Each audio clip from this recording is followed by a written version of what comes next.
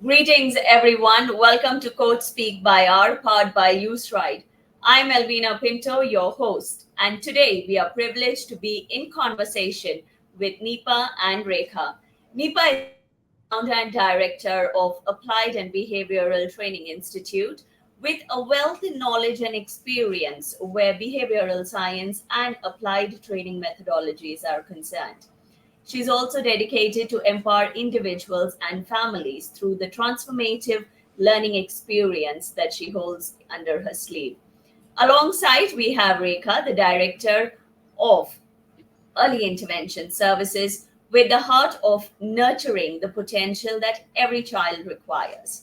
Rekha brings expertise in early childhood development and intervention strategies that in turn ensures a supportive environment for every child. Welcome, Nipa. Welcome, Rekha. Welcome to our show. Thank you so Thank much. you, Alvina. My first question, since we have both of you here today, so my first question goes to Nipa that what inspired you to establish ABTi? Oh, that takes me back about 30 years, Alvina. When I moved to the UAE almost more than 30 years ago, I started my career as an early childhood educator. And in those days, there was not a lot of awareness. There was not a lot of services for children with additional needs or developmental disabilities. And so I ended up seeing a lot of children in my class that came in with, various needs, and I had personally no idea how to and what to do. That intrigued me the most, and about a decade of working as an early childhood educator, I continued to try and support them on my own, and then actually went into further education. That kind of was the start of the journey, and then the rest is history. Beautiful. So, Rekha, what is your journey? How does your journey look like, and what is the inspiration behind it? Yeah, my journey is quite different. I started off in this field again about 30 years back, but that was through my college education, which was on special ed. And I started off working with children with additional needs, adults with additional needs, quite early. But it was much later, almost after 15 years, that I met Nipa, and that's when our journeys connected. And yeah, and it's been, I think, a love affair. It's been wonderful. How cute. Well, very nice, very nice. So, how does the vision of the Institute align with your personal missions or what you want to give back to society? Rekha, do you want to go first? Okay, so our mission mainly is being compassionate and being ethical. Those are our underlying values that we have upholded all these years. And I think we take a lot of effort um, in kind of imbibing compassion across all stakeholders, whether it is the children or the students that we work with, whether it's the parents, whether it's the staff or the instructors. Um, Throughout the company, there is an underlying message of compassion and or value of compassion and being ethical that is kind of modeled by, of course, like Nipa and intern me, and also practiced by all of us. So that's how I think we really help all the families that come into our care. Great. And to add to that, Alvina, I think about the alignment of the personal values and mission. I think for me, I've always been a person since childhood who always gravitated within a group, gravitated towards the person or the people who were marginalized, who were not on top, who were needing something more. I just automatically gravitate towards them. So I think that aligns with what I do now. I really want to empower every person who is in need of empowerment or who I can. Secondly, education has been forefront. I think for Rekha and me, we want to educate whoever we meet, like, and not as in dictate, but educate, empower them with education.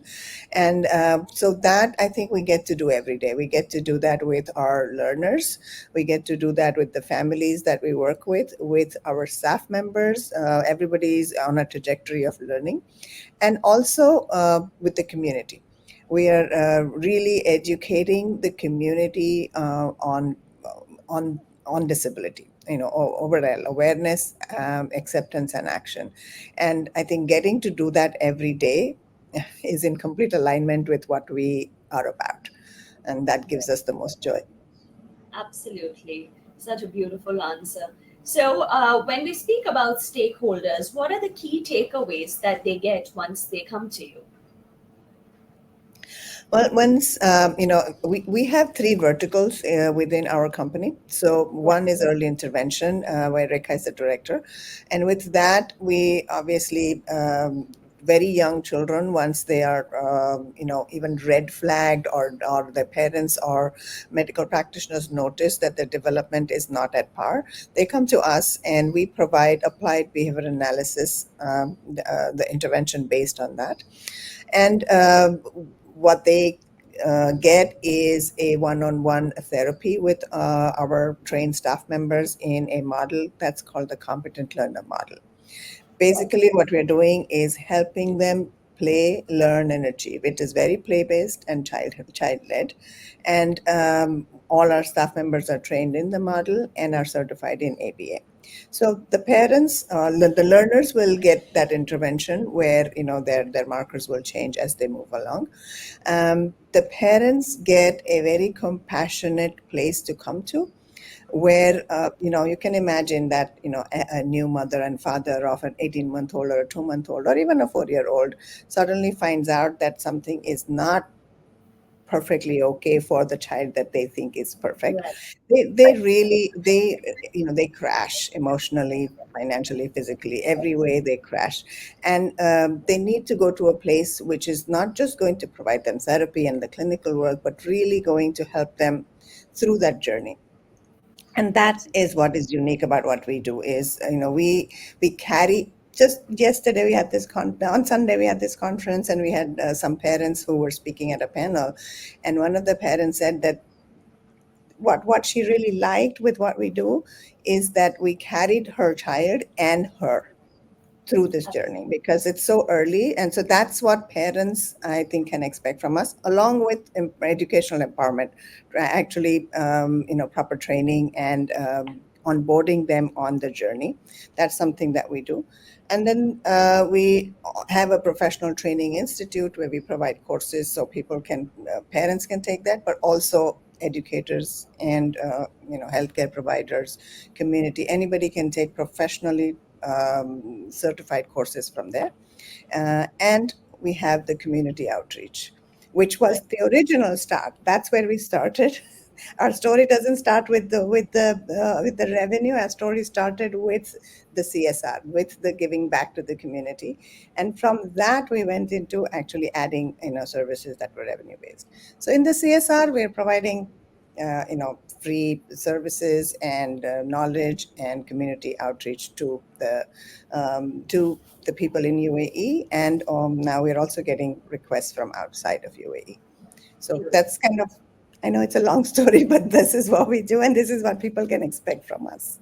Beautiful. So, speaking about training services, which is one of your verticals, so what are the training models or the modules or the top topics that are delivered over there? If you can share some insights. Sure.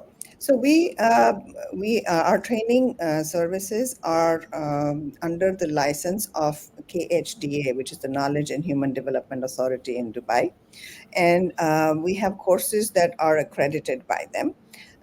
Our main courses are around applied behavior analysis and special education. So they're targeted towards people of intellectual and developmental disabilities, and towards the people who work with them, right? Who are living with them, who are touched by them. So this could be parents, educators, anyone who really wants to learn more. About the courses, we have just sensitization courses which just tell you what a disability is for awareness, and from that it goes to actual implementation. How do you work with, how do you teach, how do you live with? So different levels of courses are there, which can be taken online. We have a online learning management system on our website, so a person can go there and just take the courses on demand. And then there are courses that are blended, where there is online coursework and lectures, and then the students meet their instructor once a week or twice a week to get more support from them. Those are called blended courses. And then we also do B2B, where we provide actually sensitization and awareness workshops to corporates. So there could be companies that are looking at employing somebody with an intellectual developmental disability. There are hospitals that, um, we would think that medically everybody would be aware, but that's not the case, especially for invisible disabilities. So when Yeah. people with, say, autism or walk into a clinic, they might need additional support, and the medical staff are not always prepared for it. So we Absolutely. provide trainings to big or hospitals and organizations to preparedness, awareness, and compassion. All our trainings are based on not just the technical stuff, because that's something that we believe is easily available anywhere. If you just Google, how do I do this? The how is always there. It's Yes. the why. Our trainings are all about the why. Like, why do I do this? Uh, and then it's also about accepting that it's not easy, it's not something everyone knows how to do, Yes. but if you have the intent, it's possible to do, right? So Yes. yeah, so that's what our trainings are all about. Beautiful, beautiful. So, my next question is for Rekha. So, what drives your commitment to early intervention services and how does it impact the communities? Yeah.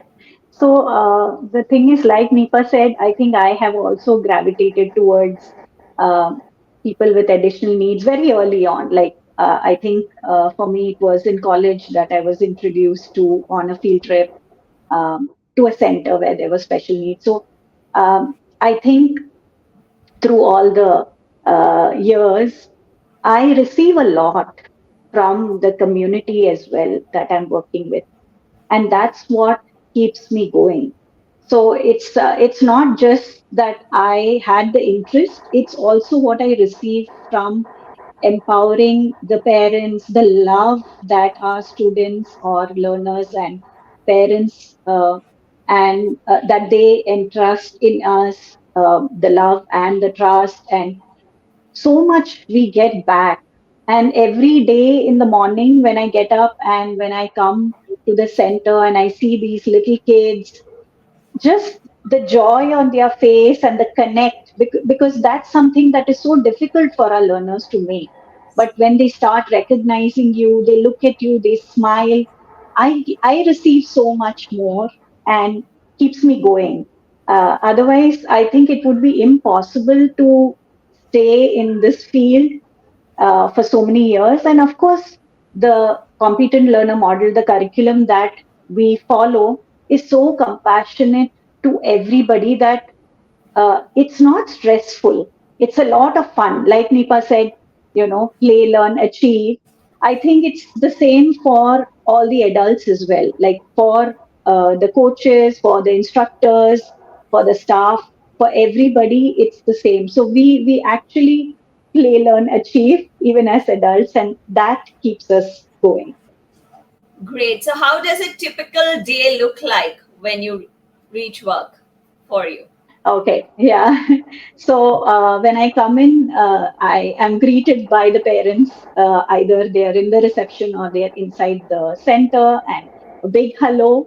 And I don't immediately go to the learners because they are still exploring the different areas. When they come in the morning, they are like, "Oh, this train looks good," or "This, let me go to the kitchen set." So they are still doing that. So I take a few minutes. I let them explore, because if I do go in at that time, I'd be intruding into their excitement. So I wait. And then after that, I go into the session that's happening, and go in, and, either there are some kids who would immediately look at me and smile or give me a high five. And that's how the sessions progress. I do go in for observations and make notes for my staff, so that I know that they're um, following the protocols and following the formats and all of that. But it's all in a very play based environment, so it's a lot of fun. And yeah, of course, I do have admin work. I have online observations for learners who are not coming to the center. And yeah, so that's how my day progresses. And then we have our weekly update meetings with either with Nipa or with my instructors. So yeah, I think that's how my typical day ends. By 5, it's like, oh my God, have I finished everything? And is this day over? I know that everybody keeps saying that, as years pass, the months just keep rushing. Yeah, And like, but it's true. Like, and especially when you're having fun, I think you don't realize how your days and months are just passing. I mean, we are already half half the year gone, and so yeah, much more to do. Yeah. absolutely. So, Nipa, how do you envision the future of behavioral training, considering the evolving needs of individuals or parents? So, we deal with kids as well as adults. So, how do we look at the future where that's concerned?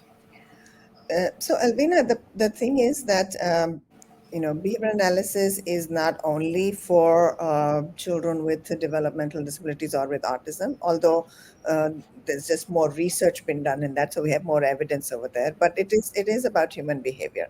So, I think if we're looking at the implications of behavior analysis in people's lives, it is forever.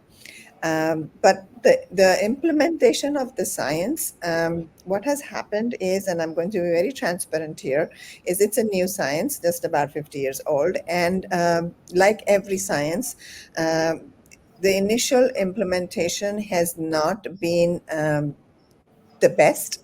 And so some people recently have started to feel that it's not compassionate enough, it's not being done well enough. And it's not the science itself, I guess. It's uh, the way it was practiced. And we believe, and we absolutely understand that science is something that where we have to accept that we don't know what we don't know yet, right? So we're going to find out if we keep doing it.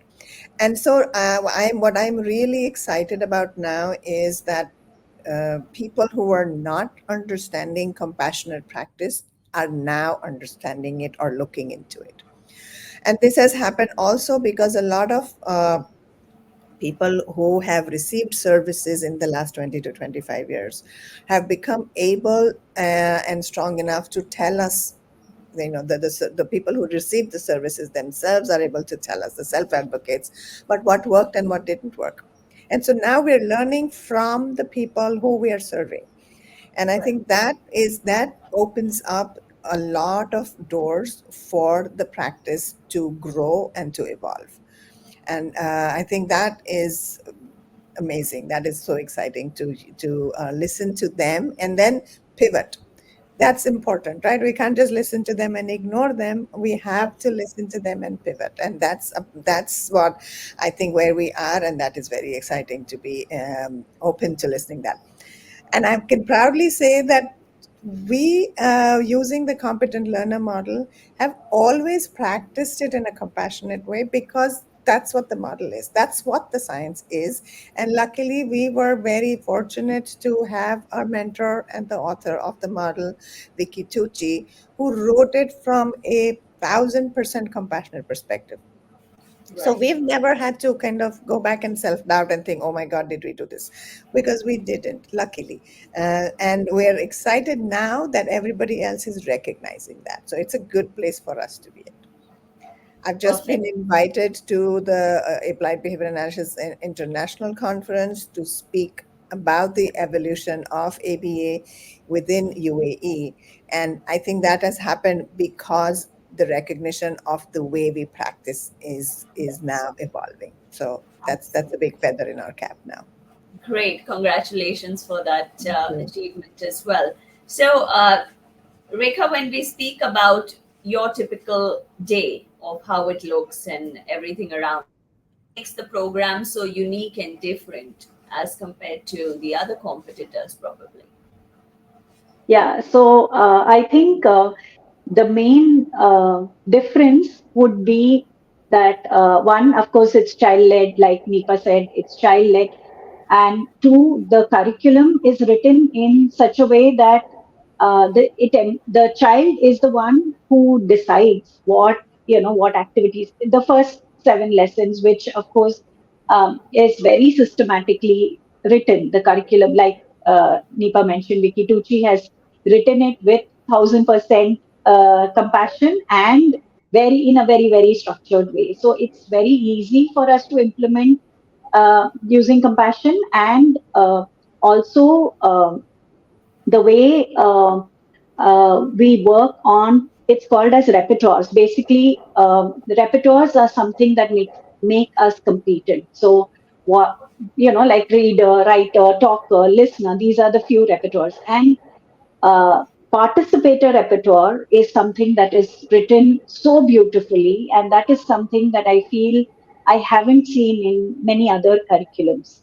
um, Right. and how we systematically work on that repertoire, because that is the first step, right? If the child cannot participate with an adult, how are we going to teach that child? If the child is not going to participate and engage with us and have fun while doing that, how is this child going to learn the various concepts and skills? So it's a foundation, basically. Yes. Yes. So I think that's what is really, really different from the various other, because I've used other curriculums as well before I came to competent learner model with Nipa.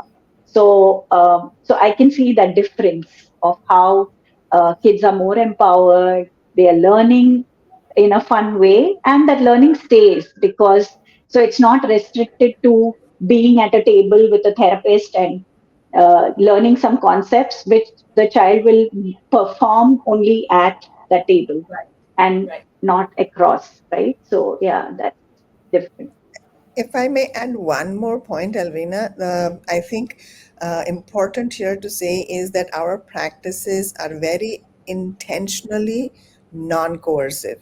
When that means that if the child does not want to do something, we will not require the child or the learner or the parent to do that. So their choice comes first, and that is one of the things that is very, very different from the usual ABA programs that we have Couldn't seen. So, agree more. yeah. Couldn't agree more.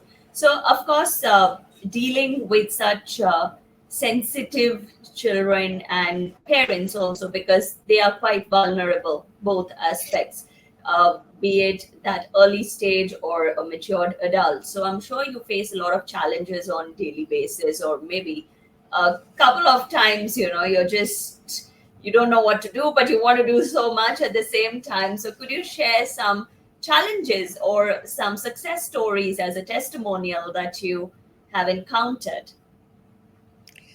Um, okay. So challenges, yes. Like I said earlier, this is not easy work.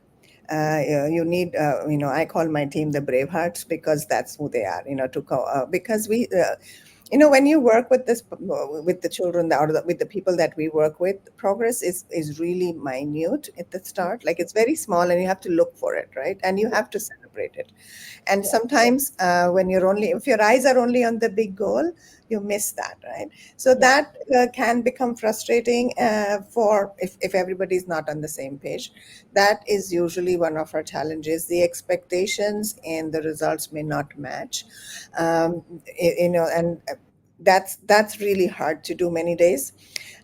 But I think what really helps us, and I think what we succeed with, is that we as a team continue to visit our values and aligning with them almost on a daily basis. And this is again done intentionally. And celebrating success is done intentionally, right? So that's really important. And I think success stories, we have so many. Don't even, like, we've started with so many children who have no eye contact, who are just, engaging in behaviors that are not really part of their living and learning and not helping them. Wow. And today, like, we would have started 2 or 3 years ago, and now they are in mainstream school settings, or are going to school with some support or no support. They are communicating using words and sentences.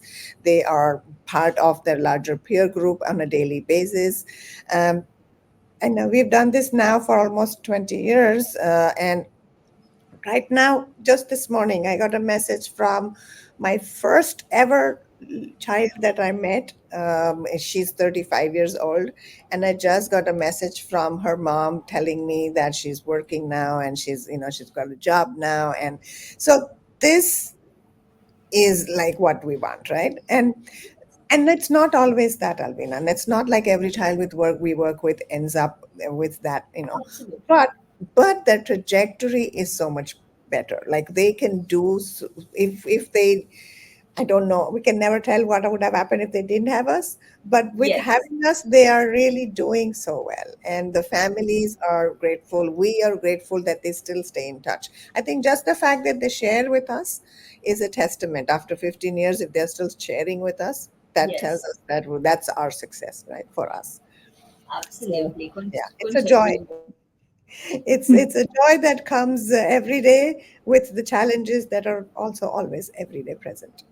I'm Yeah, sure. and I think we celebrate successes, and also we uh, kind of cry with the parent, right? When things are difficult. So like, and sometimes it's tears of joy. Like, for example, one of the learners who came to us was not even walking. He was lying down, and we were, so we set up in such a way that we would motivate him to walk, and uh, over the weekend when he started taking his first steps, which was much later, right? Like, I mean, generally kids by 12 months plus, they are able to do that, but he was almost 2.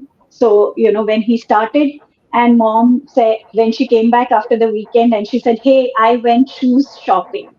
And we were all in tears because uh, she didn't have uh, that joy for the longest time. Like, he was just wearing the booties, and he didn't really need shoes. So when he started walking, when she went shopping, that was a huge celebration for us. So those are very tiny things, but so huge for us, and we were all having tears of joy. And yeah, and a big part of my day is also where the parent comes in, sometimes frustrated, sometimes angry, sometimes upset, sometimes crying, anxious.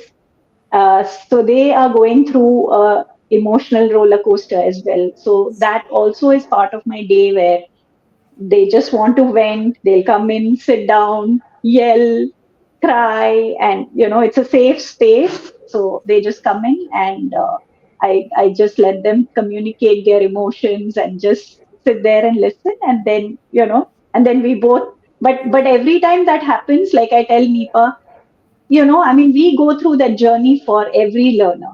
We go through that journey with the parents. So Yes. it's hard for us as well, but we have each other. We talk to each other, and yeah, that's how I think the journey has been smooth. That's very important to have each other, and especially that safe space, because you've been condemned outside in different ways.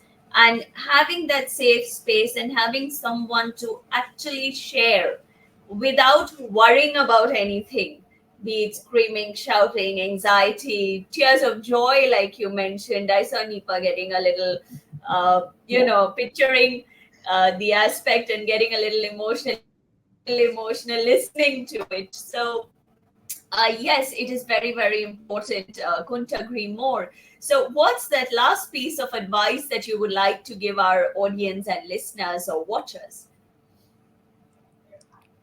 Just be compassionate. You don't know, you're not walking in their shoes. You don't know what somebody else's journey is. Just be compassionate towards everyone around you.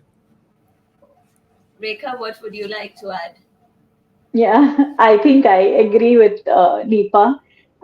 Be compassionate, and I think somewhere have hope, because we've been in on this journey. We've seen so many families, easily 100 plus, and each child's journey has been different. Yes, but if we are consistent with the intervention, you do see change, you do see progress. So having that hope, and yeah, keep going, I think that's important.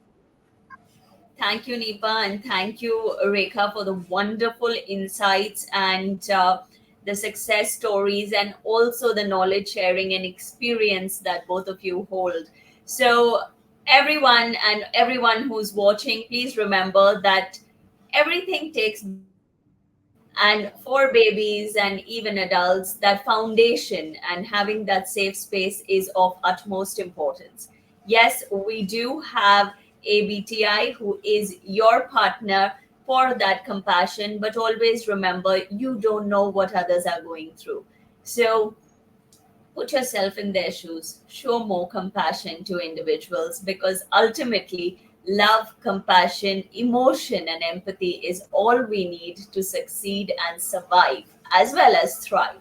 So that's all from me. Thank you for being a part of Coach Speak by Our, powered by Right. Until next time, keep shining and nurture the flowers that we have in our garden. Thank you so much. Thank you.